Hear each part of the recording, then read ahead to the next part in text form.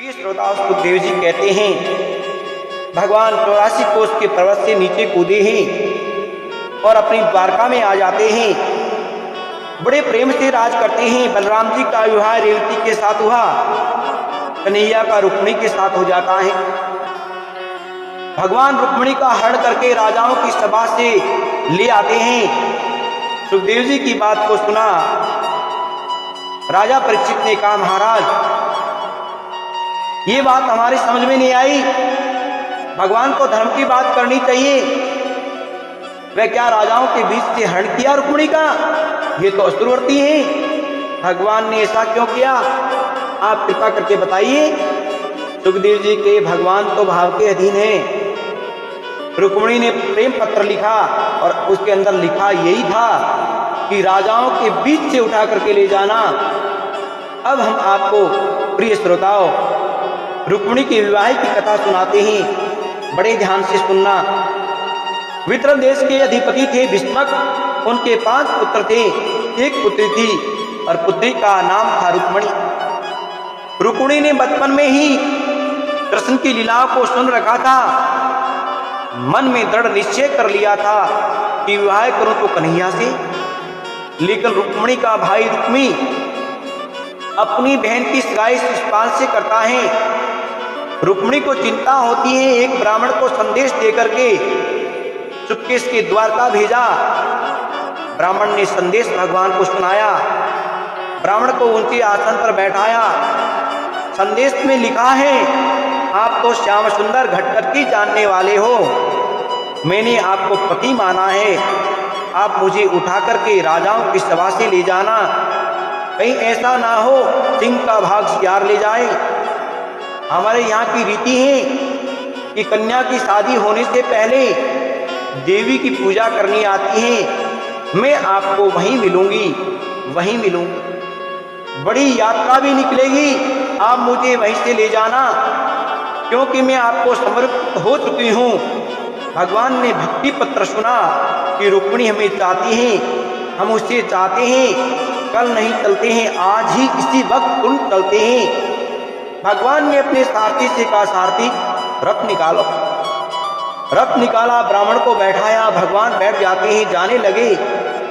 अभी बलराम जी आ जाते हैं। बलराम जी कहे, अरे कन्हैया, कि हाँ भैया, कि कहाँ जा रहे हो? अरे क्या कर रहा है, कुछ बोल दो। बड़े भाई के सामने धर्म लगे, क्या बोलेगी? कैसे कहे कि दुल्हन को लेने जा रहा हूं? अरे कहाँ जा रहे हो, पता तो लगे। और जैसे ही पता लगा कि ये तो रुक्मिणी को लेने जा रहा है। रुक्मिणी, कन्हैया रुक्मिणी को लेने जावे, वहां सैनिकों की जरूरत पड़ेगी, बड़े बड़े राजा आएंगे, युद्ध हो सकता है। कि ठीक है भैया, आप पीछे से सेना लेकर के आ जाइए और मैं आगे आगे चलता हूँ। भगवान तो चल देते हैं। शिशुपाल की बारात आने ही वाली है। प्रिय श्रोताओं, सारी सखियां माता रुक्मिणी को सजा रही हैं और माता रुक्मिणी कहे, अब देर मत करो, मुझे श्याम सुंदर की दुल्हन बना दो। आओ मेरी सखियों, मुझे मेहंदी लगा दो और मेहंदी लगा दो, मुझे ऐसा सजा दो, मुझे श्याम सुंदर की दुल्हन बना दो। और कहे, सत्संग में मेरी बात चलाई, सतगुरु ने मेरी कीनी रे सगाई, उनको बुला के हथलेवा तो करा दो, मुझे श्याम सुंदर की दुल्हन बना दो। ऐसी पहनू चूड़ी जो कभू नहीं टूटे, ऐसा वरुण दूल्हा जो कभू नहीं रूठे, अटल सुहागन की बिंदिया लगा दो, मुझे श्याम सुंदर की दुल्हन बना दो। और महाराज आज रुक्मिणी कहे, सखियों, अरे सखियों, मुझे श्याम सुंदर की दुल्हन बना दो। और महाराज श्याम सुंदर आ गए। सोच ही रही थी, इतने में ब्राह्मण देवता आ गए। ब्राह्मण देवता ने कहा, रुक्मिणी चिंता ना करो, कन्हैया आपको लेने आ गए हैं, आप देवी की पूजा करो। देवी की पूजा करती हैं रुक्मिणी, वहीं से आपको ले जाएंगे। रुक्मिणी देवी के मंदिर में आई, पूजा कर रही हैं। देवी से कहा, देवी भैया, तो उन्हें भी हाँ था, हमने भी विचार किया कि कृष्ण के साथ विवाह करूं। आप आशीर्वाद दीजिए कि कृष्ण की प्राप्ति हो जाए। ब्राह्मण लोग देवी का ध्यान बोल रहे हैं और इस प्रकार पूजा कर रहे हैं। देवी से आशीर्वाद प्राप्त किया और मंदिर से बाहर आकर के खड़ी हो जाती हैं।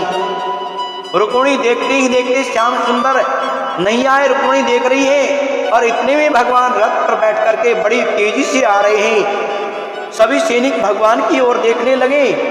भगवान इतनी तेजी से चले आ रहे हैं कि रुक्मिणी के पास आए, अपना हाथ रुक्मिणी को दिया। रुक्मिणी ने हाथ पकड़ा। ये हो गया विवाह। देवता जोर जोर से दुनिया बजाते हैं और फूलों की वर्षा करते हैं।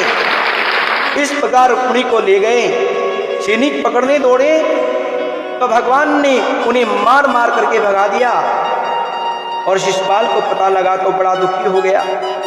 जरासंध ने पूछा, भैया क्या हो गया, क्यों रोते हो, क्या ले गया? अरे और क्या, रुक्मिणी को ले गया। क्या युद्ध करके लेकर आएंगे वापस कि नहीं नहीं अब नहीं जाएंगे? जरासंध आदि राजाओं ने सेना तैयार करी है। भगवान से युद्ध हुआ, जब राजा हार गए, रुक्मिणी के भाई रुक्मी ने प्रतिज्ञा करी कि वापस नहीं लेकर आया तो राज्य में नहीं आऊंगा। भगवान उनको मारना ही चाहते हैं। तो रुक्मिणी ने कहा, मेरा भाई है, उसे छोड़ दो। भगवान कहते हैं, आपका साला है ये। रुक्मिणी के कहने पर रुक्मी को छोड़ दिया। रुक्मी को छोड़ करके रुक्मिणी को ले जाते हैं। उसने भोजकट नाम का नगर बसाया रुक्मिणी। भगवान द्वारका में बड़े प्रेम से विवाह करते हैं। एक मंडप बनाते हैं। पंडित ने वरमाला डलवाई, पानी ग्रहण संस्कार करवाया और भगवान के फेरे फिरने लगे। ब्राह्मण वेद ध्वनि से मंत्र पढ़ रहे हैं। माताएं मंगल गीत गा रही हैं। कैसे गा रही हैं आप भी थोड़ा गुनगुनाइए। आज हमारे ठाकुर जी को ब्याह रते हुए हंस हंस मंगल गाओ ए सहेलियो, हिलमिल मंगल गाओ। महाराज कन्हैया का इस प्रकार से विवाह हो गया। सब लोग अपने अपने घर चले जाते हैं। बोले भक्तवत्सल भगवान की